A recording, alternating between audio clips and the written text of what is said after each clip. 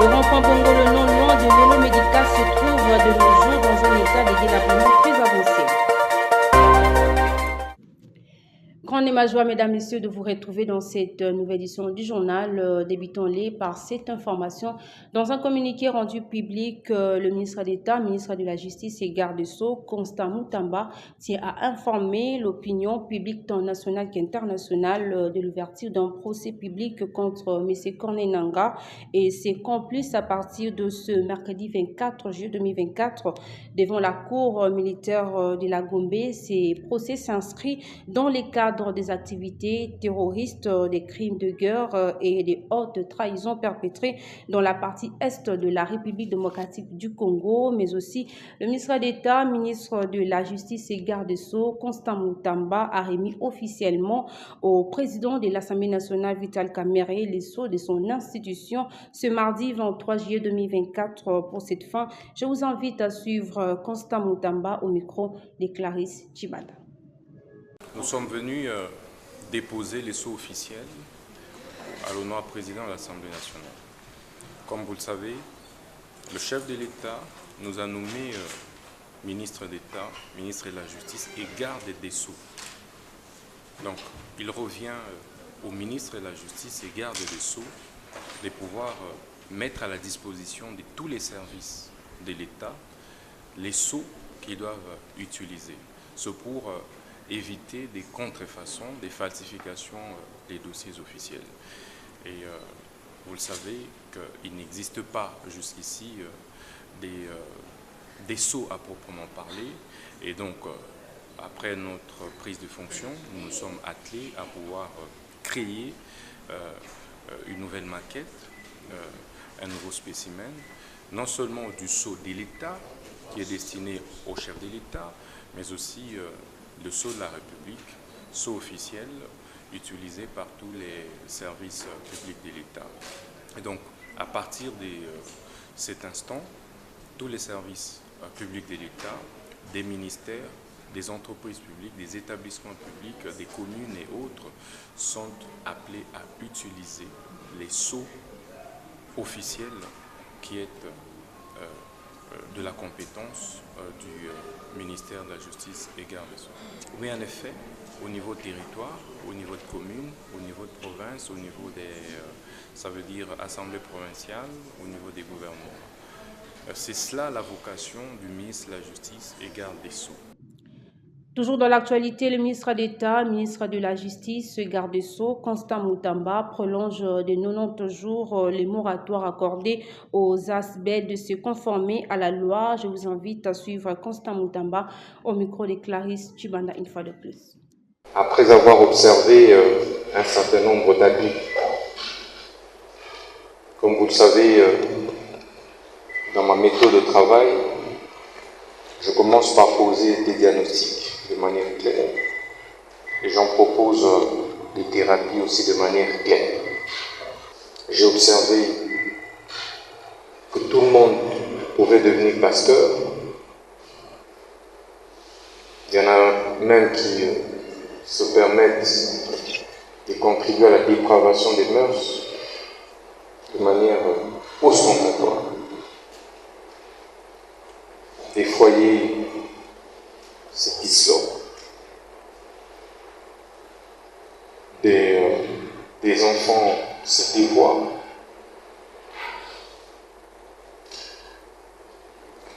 Et des mœurs se dépravent. Des chamailleries des pasteurs sur les réseaux sociaux. C'est tout le monde qui est prophète. C'est tout le monde qui est apôtre. C'est tout le monde qui est diacre. C'est tout le monde qui est archevêque. C'est tout le monde qui est pape. Donc on peut se lever un bon matin, mais moi je deviens pape. Pape Constant Moutamba.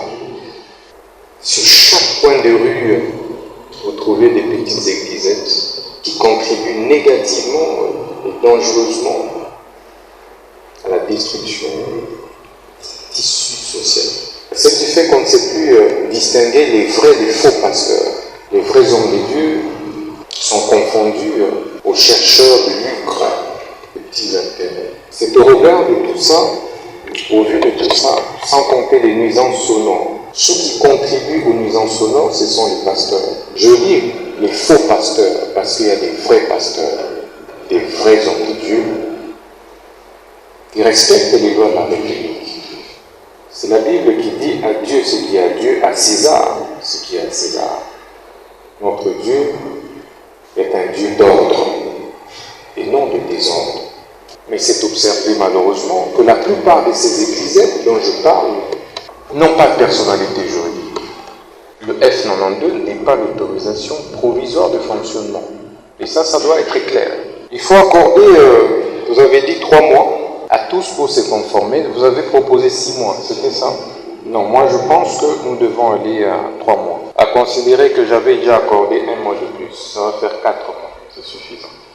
À Kinshasa, les sites à problème ont été inspectés par la ministre d'État, ministre des Affaires foncières, Akassa Bandoubola, et le ministre de l'Urbanisme, Crispin Badou. Les explications avec Clarisse Chibanda. C'est dans la matinée que cette longue et lourde journée a commencé pour les 2 ministères à la tête d'une importante délégation composée d'experts du ministère des Affaires foncières, des conservateurs de titres immobiliers, des experts du ministère de l'Urbanisme, du directeur des cabinets du gouverneur de la ville-province de Kinshasa et autres personnalités. Première étape, la très convoitée Baye d'Ngalema dans la commune d'Ngalema. Ici, le directeur général du Tex Africa, Jean-Philippe Waterscoot, a été disponible et a livré des détails en sa possession à l'intention de la ministre d'État, ministre des Affaires foncières, et à son collègue de l'urbanisme, carte géographique à l'appui. La ministre de terrain Akassa Bandoubola Mbongo, sérieusement préparée et équipée pour la circonstance, et toute la suite se sont introduites dans les profondeurs de la baie d'Ngalema pour inspecter de plus près. Doléances des maraîchers recueillies, observations objectives, des experts collectés, la mission gouvernementale enrichit sa mission jusqu'au point des captages d'eau de la régie des eaux, toujours à la baie d'Ngalema, à quelques centaines de mètres de la concession au Bouira. Et cette fois-ci, l'empiètement des entreprises publiques le long du fleuve Congo n'ont pas seulement heurté la loi, mais pénalisent le captage correct de l'eau par l'entreprise publique de distribution de cette denrée vitale Régie des eaux. Le directeur général de la Régie des eaux, David Chulumba, après avoir exposé toutes les difficultés rencontrées par cette société publique dans la spoliation des sites des différentes villes du pays, a convié l'assistance à savourer la qualité de l'eau servie par la Régie des eaux tout en donnant l'exemple. La ministre d'État Akassa Bandoubola, le ministre des Ressources hydrauliques Teddy Oulamba, qui venait également de signer sa présence circonstancielle, et toute la suite ont emboîté les pas.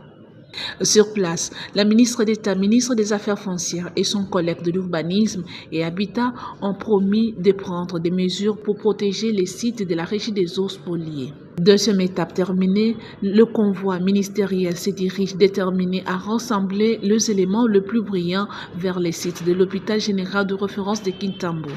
Ici, les conservateurs des sites immobiliers du ressort de cette commune qui vient accueillir la ministre d'État Akassa Bandoubola, droite dans ses bottes 5 heures après la ronde, et son collègue de l'urbanisme retrace les grandes lignes de l'histoire des conflits autour de ces sites.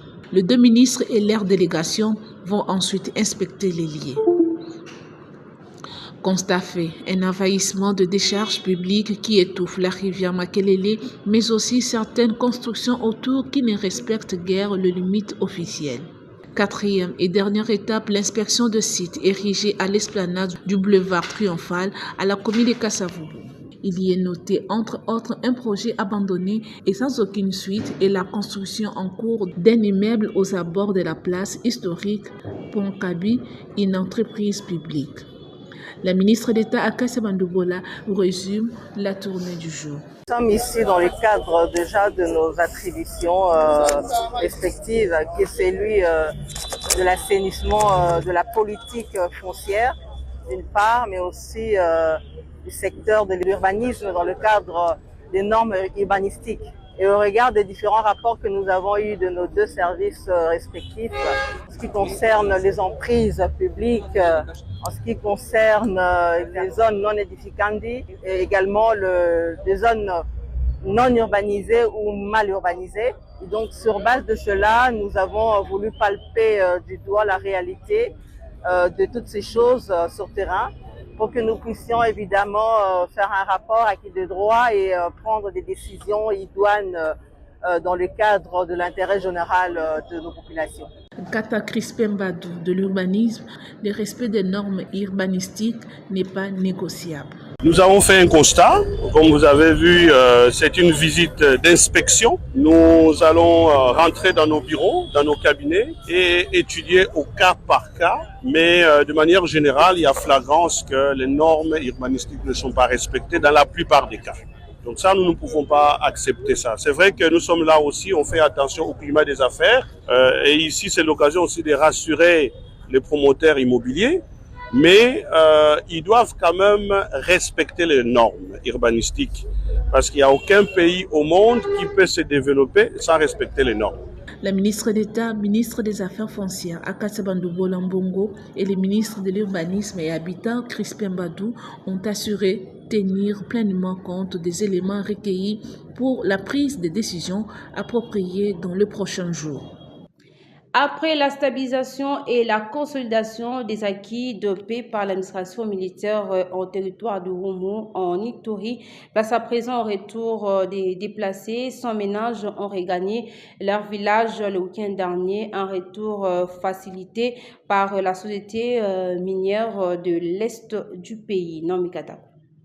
Les villages Kela et Kinga, dont les groupements Bassounou en territoire d'Iromo, des nouveaux peuplés de ses habitants, plus de 10 ans après les conflits armés qu'a connu cette partie de l'Ituri. Au moins 100 ménages ont regagné leur milieu d'origine. C'est le résultat de la paix restaurée par l'administration militaire en cette période de l'état de siège. Pour accompagner ces retours volontaires, la société minière de l'Est du Congo a remis le week-end dernier 1200 tôles et des matériaux de construction à la communauté locale du groupement Bassounou en chefferie de Basili. Une assistance qui servira à leur abri et un centre de santé à Matemba. Un geste salué par la population du dit groupement. Nous sommes quotas pour le respect des cahiers de charges que nous leur avons déposés. Nous venons de voir les tôles et des ciments pour la construction des centres de santé et autres infrastructures.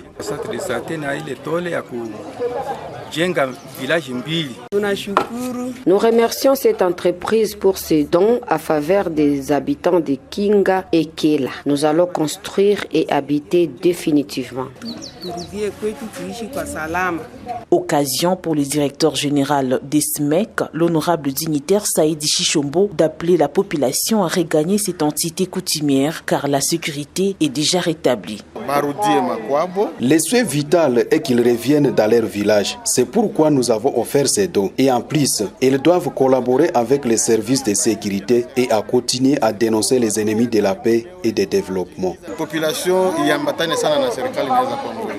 Il y a peu, la société minière de l'Est du Congo, dans le cadre du respect de son cahier des charges, vient d'ouvrir la circulation de la route de desserte agricole allant du village Bovonkoutou, longue de 60 km, jusqu'à Matemba.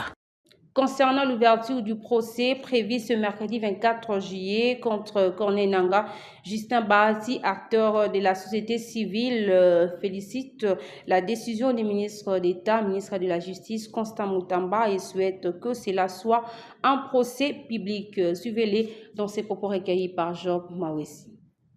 Encourageant, parce que aussi, Corneille Nangaa, c'est un citoyen, c'est un sujet congolais qui s'est lancé dans des groupes terroristes, dans des groupes de rébellion contre sa propre patrie. C'est une erreur grave et donc en principe il doit être poursuivi par sa justice pour qu'il puisse développer les moyens de ses raisons, de ses convictions et pour comprendre quelle est la démarche qu'il aurait motivé pour rejoindre les groupes rebelles, parce que même si on se sent fâché à quel degré, on ne peut pas rejoindre l'ennemi de la République. On peut peut-être créer une résistance, oui, elle peut être encouragée au niveau interne avec les nationaux, avec les Congolais, mais non pas rejoindre l'agresseur. Ça, c'est vraiment un acte très décourageant de voir un compatriote qui a géré la République, qui a bénéficié des avantages du pays, qui a goûté aussi un peu au miel de la République, rejoindre les groupes d'ennemis. Ça, au niveau de la société civile, nous condamnons ça. Et personnellement, comme patriote, je décourage cette voie qu'a prêtée M. Corneille Nangaa. Et nous l'appelons au sens de la raison. Il peut avoir un endroit pour déverser ses frustrations. Il peut associer la communauté congolaise dans cette démarche. Nous l'avons vu avec Mouzé, même si Mouzé a été maintenant par la suite accompagné par quelques voisins. Mais Mouzé quand même a initié une chose en tant que Congolais et ça a eu un accompagnement de plusieurs gens. Mais cette démarche de Corneille Nangaa, de rejoindre le bandit, de rejoindre les agresseurs, le tueur, le met à une position litigieuse qui n'est pas vraiment confortable pour son avenir. Et donc le procès est le bienvenu, nous l'attendions depuis longtemps pour que nous puissions comprendre qu'est-ce que Corneille Nangaa va présenter comme moyen de défense et surtout que justice soit faite pour décourager tout aventurier qui irait rejoindre les ennemis de la République quand même. Réagissant concernant la crise qui sévit au sein de l'UDPS, Era Isaka, analyste politique, appelle le parti au pouvoir au calme. Ce dernier a profité par la même occasion pour saluer la décision du ministre d'État, ministre de la Justice et garde des Sceaux, Constant Moutamba, concernant le dossier Nangaa. Suivez ces propos recueillis par Christian Lissouko. En tant que peuple congolais, nous commençons vraiment à nous poser beaucoup de questions si réellement l'UDPS qui œuvre aujourd'hui avec les comportements qu'elle affiche aujourd'hui, c'est vraiment l'UDPS que le père Etienne nous a laissé, parce que l'UDPS était parmi les partis qui avaient de la valeur dans notre pays. Mais finalement, l'UDPS au pouvoir, c'est comme si l'UDPS qui était dans l'opposition, c'était la véritable UDPS, et l'UDPS qui est au pouvoir, c'est vraiment une plateforme qu'il faut vraiment beaucoup poser des questions sur ça. Parce que ce que nous, peuple congolais, nous attendons de l'UDPS aujourd'hui, c'est le social. Parce que dans l'UDPS, et ce qui est là, c'est le social. C'est le social. Mais pendant qu'il y a des chevauchements, ils ont continué comme matin. Et finalement, on ne sait pas comprendre. Est-ce qu'ils étaient là, ceux qui sont dans l'UDPS, ils sont là pour le peuple congolais ou pour leurs propres intérêts, pour dire que l'UDPS doit cesser avec ce qu'elle est en train de faire. Parce qu'il y a beaucoup de gens qui avaient de la considération vers ces partis politiques, mais aujourd'hui, quelqu'un qui est sérieux commencera vraiment à se poser beaucoup de questions avant de s'adhérer dans cette UDPS-là. Bon, de toutes les façons, j'ai suivi la décision du ministre de la Justice et que j'ai beaucoup du respect par rapport à ce qu'il est en train de faire. Il donne de l'espoir au peuple congolais. Et cette décision-là, bon, je ne suis pas vraiment dans ses intentions, je ne sais pas pourquoi il est fait. Si c'est pour l'intérêt de la République, en tout cas, moi, je l'encourage de poursuivre ces dossiers jusqu'à la fin. J'ai là nos sommaires en société. Le rond-point Bongolo, non loin de Yolo Médical, se trouve de nos jours dans un état de délabrement qui ne dit pas son nom. Suivez ces constats faits par Roméo Mamba. L'entretien de route dont les grands acteurs de la ville-province de Kinshasa par le gouvernement devient de plus en plus problème pour sa réhabilitation qui soit doit être détériorée dans son état et devenir impraticable. C'est le cas du rond-point Bongolo au croisement de la route université qui a été réhabilité il y a de cela quelques mois et de nouveau dans un état de délabrement très avancé. La mauvaise canalisation d'eau est à la base de cette situation qui crée des embouteillages. Face à cet état de choses, la population lance un cri d'alarme à l'autorité urbaine. La Bongolo et baby poda bandeko na biso bazana ba passer na bango koto bazo mema biso na ndenga mai ya douche basokola ngo sikoyo mai wana ezokite na makadam ezobebisa makadam ezomileti yango wana tozo senga gouvernement akipe biso koto parce que ezo déranger biso makasi biso ba chauffeur ya Bongolo limité Yolo Médical tikapele ezo déranger biso makasi na minute oyo tokoka te place oyo depo ebeba tosomba bakitase chaque jour gouvernement yo moko tala nandu bambuteyage tokomi koya baaksida esalema chaque jour basansi unique yo moko tala nandu ndenge nzeli ebebi biso moko tozoyeba te mboka oyo toyebeki soki tokenda wati gouvernement achaka misu awa pe maboko awa na nzela oyo babaranja ngo mala loma avambule banda. Donc il y a Tatimbule Gobanda, Baranjango, mais normal, puisqu'il y a une facilité, étudiants, n'a pas de comme sous on en là où il À bientôt, la saison de pluie, les autorités sont invitées de faire quelque chose en urgence. Pour clôturer cette édition du journal, la dernière délégation de la République démocratique du Congo se trouve déjà à Paris, en France, pour prendre part aux Jeux olympiques qui commencent dans quelques jours. Roméo Mwamba, une fois de plus. Après des 2 semaines de préparation au Stade de Martyrs pour le compte de Jeux olympiques Paris 2024, la dernière délégation du Léopard olympique a foulé le sol parisien le dimanche tard dans la nuit, précédée par Dassoma Beka, un de leurs qui a participé le 17 juillet dernier à la course des relais de la flamme olympique, accompagné par le ministre des Sports et Loisirs Didier Boudimbu et l'ambassadeur congolais en France, Émile Ngoï Kassongo. Toujours à la quête d'une première médaille olympique, Aristote Ipelanga, natation de la RDC, et Frédéric Ifaro, kinésithérapeute de la délégation, promettent de bonnes choses dès leur arrivée à Paris. Ici, nous sommes en direct de Paris. Nous sommes venus pour la compétition des Jeux olympiques. Nous y sommes déjà sur le terrain. Donc, restez toujours branchés. Je pense que tout ira bien. On va faire le meilleur de nous. Donc, je tiens seulement à vous dire que vous soutiens même de loin et restez branchés, ça sera énormément un grand plaisir. Donc merci et bonne journée à tous. Nous venons d'atterrir à Paris et nous gardons nos objectifs comme il se doit, de pouvoir donner une très belle impression avec nos athlètes. Et je pense que c'est challenge et une opportunité pour nous pour faire et promouvoir nos talents et de pouvoir avoir l'image de notre pays. Donc restez connectés en suivant toutes les informations sur nos athlètes et vous ne serez pas déçus. Rappelons que c'est la toute première que la République démocratique du Congo participe aux Jeux olympiques avec des athlètes qualifiés sur terrain, entre autres les 2 boxeuses Marcella Sakobi et Brigitte Mbadi. Donc il y a quoi espérer. Nous sommes arrivés à la fin de cette édition du journal. Place à présent, on rappelle les titres. Il a remis officiellement au président de l'Assemblée nationale, Vital Kamerhe, le sceau de son institution ce mardi 23 juillet. Il s'agit du ministre d'État, ministre de la Justice et garde des Sceaux, Constant Moutamba. Le rond-point Bongo, le non loin de Lolo Médical, se trouve de nos jours dans un état de délabrement très avancé.